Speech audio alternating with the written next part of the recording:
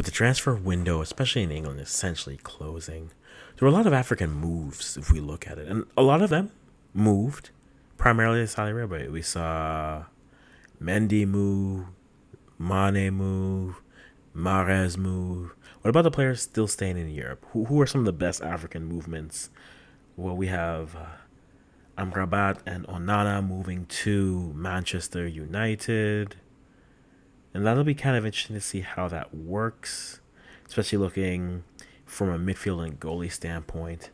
Sarr going back to Marseille in the French leagues, but then you have a young phenom in Africa from Ghana, Ernest Nuama, 19-year-old going at Lyon, has looked good in his PSG game, looking all right. Boniface and Rasambani are going into Germany. It'll be interesting to see what they're able to do there. And then Kudus, Sangare, Baleba back in England. I'm very curious, especially what Kudus is able to do in West Ham. The problem, though, I do have with West Ham is that they really have yet to really find a reserve for their nine. You can't just run Antonio into the ground. I mean, I've been one who's been suggesting maybe you get a player like Jonathan David, who's not African, he's Canadian.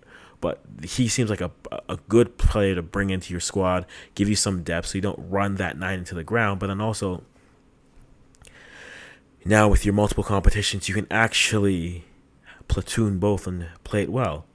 But what for you, guys, let me know. What has been the African move that you've seen in Europe that you're most excited for? Which one do you think will give that player the best chance to really explode on the scene? And maybe someone I haven't mentioned, let me know. Who out there are you excited to see playing? Who's African? Let me know, because I'm very much curious to see who will have that breakout season in 23-24.